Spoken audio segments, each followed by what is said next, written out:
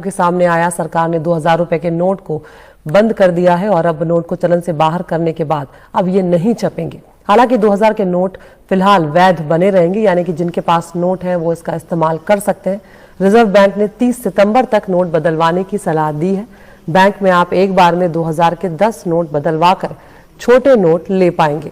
Reserve bank ने साल 2016 में हुई नोटबंदी के बाद 2000 का नोट जारी किया था और अब उसे चलन से बाहर किया जा रहा है।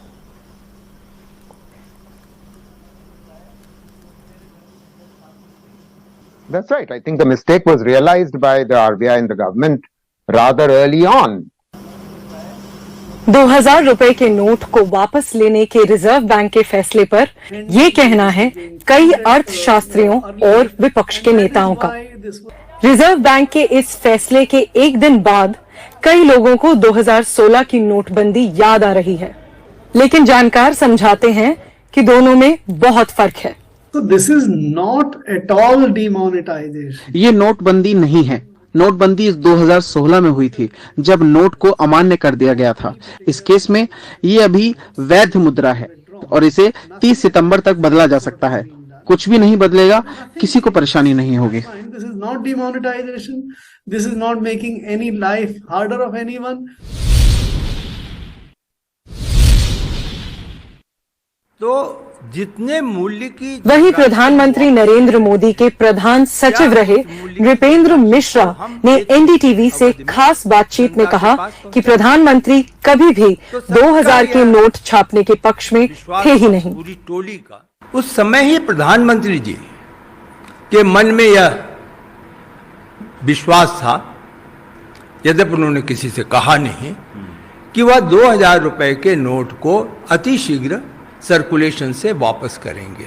तो सबका यह विश्वास था, पूरी टोली का, कि हम यह नहीं कर पाएंगे, क्योंकि छपने की क्षमता जो हमारे प्रिंटिंग प्रेस हैं और हम बाहर छपवा नहीं सकते थे, उनकी बड़ी सीमित होती है। उनको 3 शिफ्ट चलाया गया तब भी नहीं हो सकता था। हालांकि विपक्ष इस पर सरकार को घेर रही है। उनका कहना है कि नोटबंदी का जो मकसद काले धन पर रोक लगाना बताया गया था, वो पूरा नहीं हुआ है, पर बीजेपी अपने फैसले का बचाव कर रही है।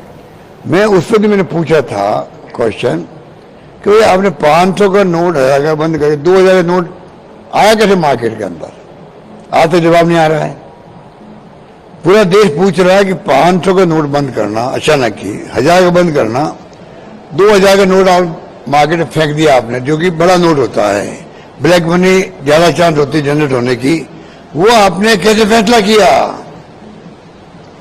क्यों फैसला किया? समझ के परे अभी तो रहस्य बना हुआ है। और दूसरा कि काले धन पर ये दूसरा सर्जिकल स्ट्राइक है।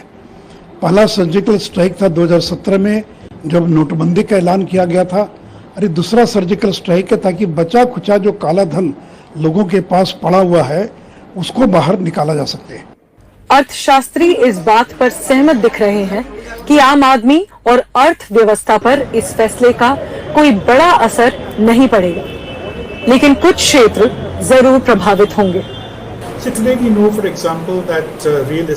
इससे रियल एस्टेट जैसे सेक्टर्स प्रभावित होंगे।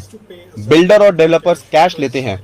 इसके अलावा ज्वेलरी उद्योग पर, खासकर वहां के असंगठित क्षेत्रों पर भी इसका असर पड़ेगा, लेकिन ये प्रभाव अस्थायी होगा। 2000 की जो नोट है, ये आज के तारीख में इसका इस्तेमाल हमारे दैनिक गतिविधियों में नहीं होती है। 10% ही है कैश इन सर्कुलेशन जो 2000 रुपए की नोट में है।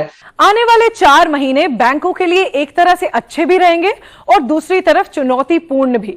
उनके पास पैसे जमा होने से लिक्विडिटी जरूर बढ़ेगी, लेकिन साढ़े 214 करोड़ 2000 रुपए के नोटों को 30 सितंबर से पहले बदलना एक चुनौती भी है। रिजर्व बैंक का कहना है कि उसके बाद भी ये नोट चलन में रह सकते हैं, पर आरबीआई कहता है कि बैंकों को समय पर सारे नोट बदलने के लिए तैयार कर दिया गया है। प्रियांशी शर्मा, एनडीटीवी इंडिया के लिए।